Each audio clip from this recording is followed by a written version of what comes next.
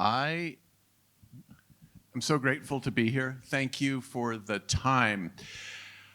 This is going to be a kind of insane 30-minute walk through the landscape of mobility as I'm defining it, which is kind of an unusual taxonomy.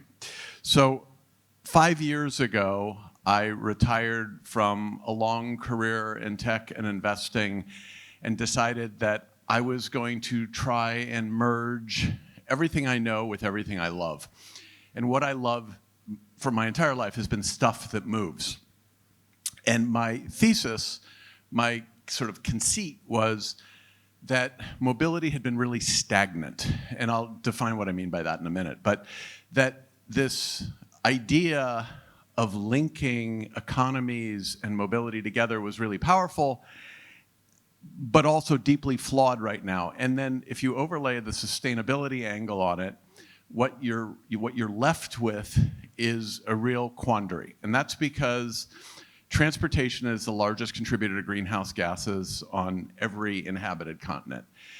And perhaps making it even more of a conundrum, you have this problem that mobility and transportation are not only large contributors, but they're the hardest to decarbonize. It's way easier to decarbonize the built environment or agriculture than, say, jet fuel. So we set out to create something that would solve these problems. And at the same time, looking at the sort of global macro, we realized that the world didn't need another investor. There's lots of investors. And the world really didn't need another group of people sort of proselytizing or trying to sell a vision. So we invented UP, and UP is a very strange melange of three things. We have a group that actually deploys capital. We're the largest investor globally in mobility now. So we have a group of folks that do that. We have a group of folks that builds companies. And the reason we chose to do that is twofold. One, corporate innovation has really stagnated if you get to talk about large corporations, Exxon or Porsche or other people who participate in the ecosystem. So we thought we could help them. And the third piece was we realized that to build our franchise, to create this vision that would be globally recognized, we needed to create communities. And so we've created both physical communities where we bring people together, thousands of people over the course of the last 5 years.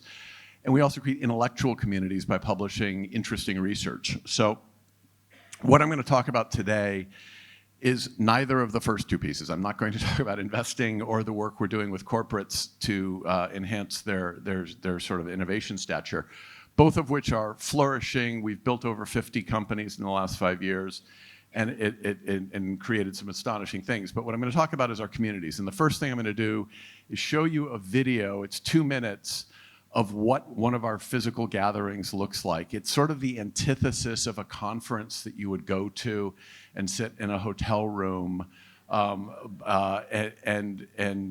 This is much more experiential. It's much more participatory, and frankly, it's much louder. So if you could play the video, that would be really a great start.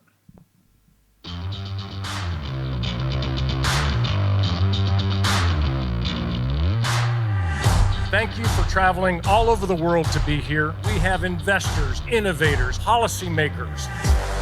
Take this opportunity to have wide-ranging discussions, bringing your experience to what is something very special, which is helping us all go up. Our mission is to transform the moving world, to help move people and goods cleaner, faster, safer, lower costs. Humanity's in desperate need of hope and wonderment. And I cannot think of anything that's more hopeful than the physical manifestation of human ingenuity through technology.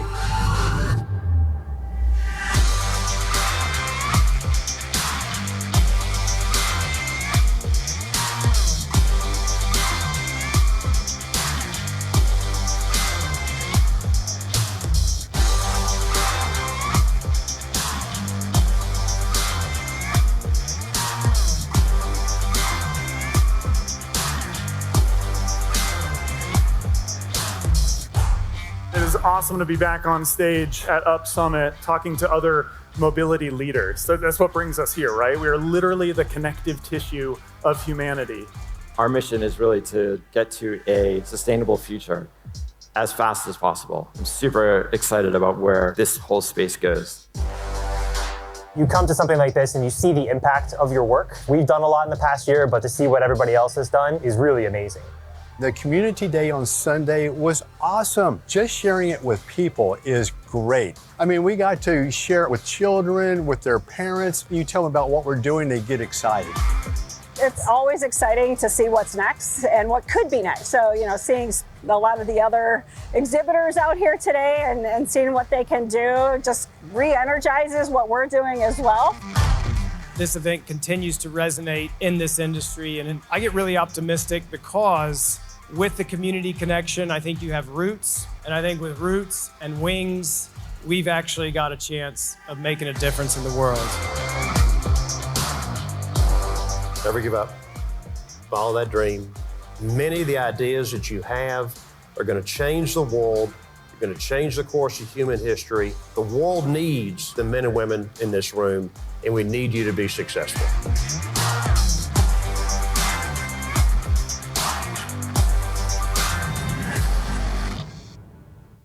So just to give you a sense of sort of how we've thought about this, we brought together an incredible cross-section of people from 46 countries that have attended the Up Summit. But at that last particular one, we had 2 former US presidents, 6 sitting governors, the 4 heads of the US military, heads of a number of the European military leadership, about $3 trillion of sovereign wealth, academics, entrepreneurs, artists, musicians, and it's just this crazy 2.5 days of chaos, and then people go off to their homes and they remember that they had a good time and tell us when they see something interesting. It is a powerful way to build connections across the globe. What I'm going to transition to is one of our research pieces. And our whole thesis is that we want to move people and goods cleaner, faster, safer, with lower impact on land, sea, air, and space. We tend not to fund vehicles. We don't think that high capex, low margin solutions. We want to do good while doing well. And so we've been very, very particular about how we think about what that means. And there is absolutely no dispute that changes in mobility are inexorably linked to changes in GDP. If you go back to Shakespeare, the average person in the 1600s never traveled farther than 3 miles from their place of birth. And if you look at these sort of seminal changes in broadly available mobility, whether it's steam, the automotive revolution in the early part of the 20th century, or aviation, there is this incredible linkage between the free flowing of commerce, GDP growth, and frankly, a sort of economic support. And you can see this on this graph because basically everything good that's happened to humanity has happened in the last, 150 years. And if you look at sort of the far right side of this graph, what you see is increase in personal wealth, increase in longevity, increase or decrease in poverty, decrease in conflict. And if you zoom into that a little bit, this is sort of a time compressed scale that's probably incredibly hard to read. But this is sort of everything that happened up until the scientific revolution. And frankly, it's like, fire 1 million years ago, the concept of a bed 200,000 years ago. And then in the last 150 years, everything radio, television, air conditioning, electricity, the grid, transportation, discovery of DNA. It's been an amazing 150 years. And the cool part is those rates of change only continue to accelerate, as I'm sure you're seeing in software and AI and other things today. At the same time, that if you look at that, again, the same time scale, the cost of moving something sort of is marginally approaching zero, which is really, really interesting because suddenly that really speaks to globalization. It speaks to a place like New Zealand being highly relevant to other geographies if you can get goods and ideas and concepts around the globe. One of the things that Rosalie asked me to think about specifically was sort of the sustainability aspect of it. And this is why, this slide encompasses why we started up. The chart on the left is sort of the unfortunate reality of where we're actually going. So carbon emissions are continuing to increase in every sector, transportation slightly faster than other categories like road or base shipping. But where we need to go is the bar on the right. And so the question is, can you get there? And the answer really is maybe. And a lot of it has to do with political will and other things that, perhaps I would be less enthusiastic than I was 4 weeks ago when we suddenly started to cancel all renewable energy projects and drill the Arctic in the US.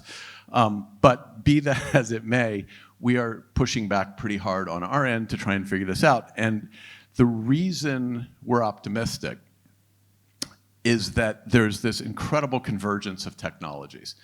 There is this nexus, right, that is occurring right now where you have this concept of inexpensive compute and electrification and autonomous systems and sensing and new forms of manufacturing on demand.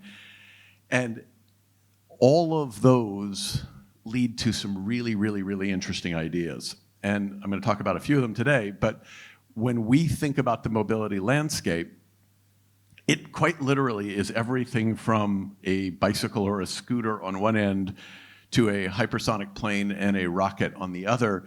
And the staggering thing is, in 5 years, we've looked at 8,000 companies so far, all of whom have some skin in this game. And I, for one, am massively optimistic about this. I mean, yes, the vast preponderance of them are not going to see the light of day, but some of their ideas will, and one or two of them are going to pop out the other side. And there's starting to be some evidence that there's a couple of them are doing amazing things. So I'm going to talk about a few categories really quickly, just from sort of the philosophical or macro perspective, not talk about any specific companies. Space is cool. I mean, I became an engineer because I'm really old and I grew up when Apollo was happening. And everyone my age was just completely captivated by the space race and going to the moon. And I think that continues today. I think when you see a rocket come back down through the atmosphere and land, it's really, really compelling. Or when you hear about, right now, there are 2 private companies landing, doing soft landings on the moon in the next couple of weeks. I mean, that's remarkable. And you can see it in the numbers. I mean, you don't have to look at what these graphs say. What they represent is both dollars spent and constellations launched. And it is up, you can see it's an exponential curve on both sides. And I think that reflects the optimism of the community that the space economy is powerful. Obviously, you have Rocket Lab here in New Zealand. Peter is a great guy, love talking to him, but as you can see from this graph, it's still quite dominated by US launch. And the other piece to think about here is really the cost to orbit. And again, if you look at the blue line on the right-hand side of the chart, it is also asymptotically going towards zero. When I was a kid, it was like $1 million a pound to get something into LEO. Then it was $100,000 a pound. Now it's $10,000 a pound. It's going to be like $100 to get something into LEO if Starship continues to get moved down that path. And it's not really just Starship. I mean, there are Chinese private rocket companies that are accelerating their own work. There are 2 almost exact lookalikes of Starship, as well as Falcon and Blue Origin, and they are launching and they are recovering, and I think that they're going to be an enormous force to be reckoned with. So, moving from space to my favorite topic, which is flying things, And again, a huge shout out to New Zealand. The plane on the left image there is a Beta electric vertical takeoff and landing aircraft. Air New Zealand is the launch customer to do cargo with that plane. It's flying. I have seen it. It is remarkable. But this is really remarkable to me, is that 80% of the people on the planet, and I guess it makes sense if you think about 7 or 8 billion people, have never been on an airplane. So one of the things we're trying to do is democratize that experience and make it available to everybody inexpensively and on a compelling basis. So that leads you to, how do you do that? Well, could it be hydrogen? Could it be electric? And if I asked you, when was the first successful, controllable, repeatable electric flying vehicle? And I asked you for years, you'd probably throw out numbers like, I don't know, 1970 or 1980, and you'd be really wrong. Because the first electric flying machine that worked really, really well was the La France from 1884. And strangely, it had a battery that weighed about 900 pounds, which is about what a Tesla battery weighs today, and it flew hundreds and hundreds of times quite successfully. But this landscape is evolving incredibly richly as well. So if you just look at sort of how the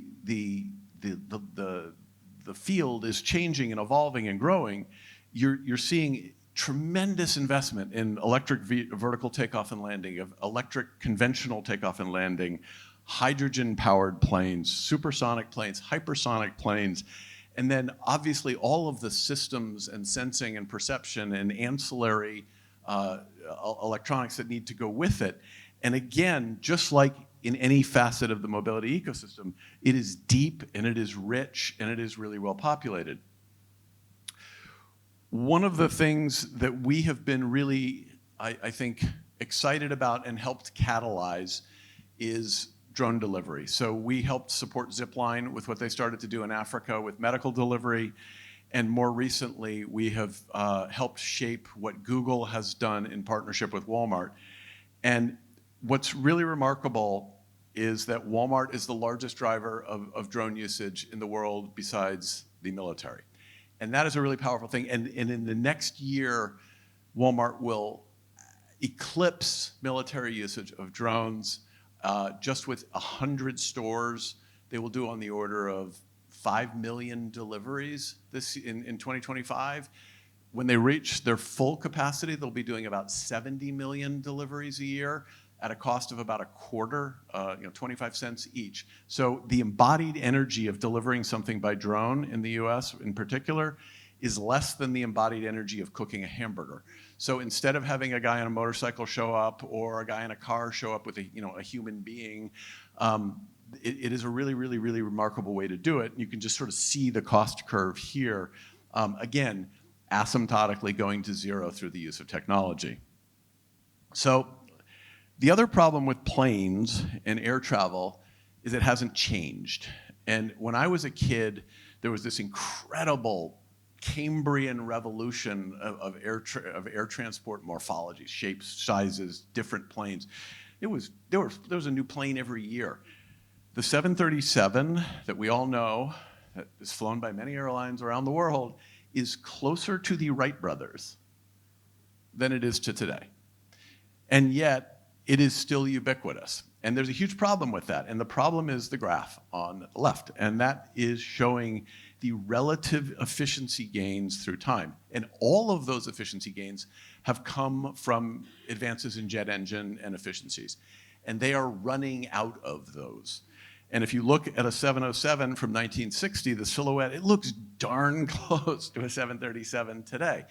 And so the question is, what are we going to do about that? And I'm super excited that we're helping this company on the left, a company called Jet Zero. And these are some insanely brilliant aerodynamicists who came out of the biggest aerospace companies in the world, who invented something back in the late 80s called the blended wing body that no one was willing to build then, but that you can build today using advanced composites and new manufacturing techniques. And what's super cool about this shape is you get 50 to 70% better efficiency, better fuel economy with the same engines, with the same fuel. You are not requiring anybody to invent anything magical. You are not requiring a new source of stored energy. And lest you think this is fictional, the US government has given Jet Zero a very large contract to build this to become the next tanker, and the prototype should fly in 27. Airbus is also going down this path with alacrity. It's a really, really neat space. All right, so it would be really criminal of me not to mention the word AI, because AI is in everything. So let me tell you how we're thinking about artificial intelligence. And Michael, who is about to talk next, he and I, when we were very young, we worked for this crazy Stanford professor named Larry Tesler, who ran advanced development at Apple. And he said AI is whatever hasn't been done yet. I don't know if that's actually true, but where we see applications of AI, and we don't really see AI as a thing, we see AI as something to be applied to. You see it obviously in all forms of autonomy, whether that's flying or driving. We're seeing it in material discovery, material science, chemistry, supply chain and logistics, certainly in generative design and analysis, and then ultimately in some of the work that people are doing around humanoids. Pressing button.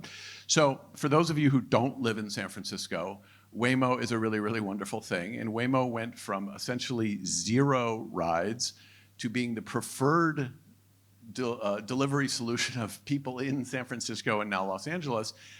Did 4 million rides in San Francisco last year. We'll do 9 million this year. And it is a better experience. And I think once people try it, then you start to see the power of software and the inherent reduction in accidents and injury. Similarly, what we're seeing in generative design, you can make parts that use far less energy, that are higher performing and able to be manufactured on demand using new techniques. It's a really great space. Humanoids. You probably don't see how big this market is going to be. And this was a quote from a paper that we saw the other day.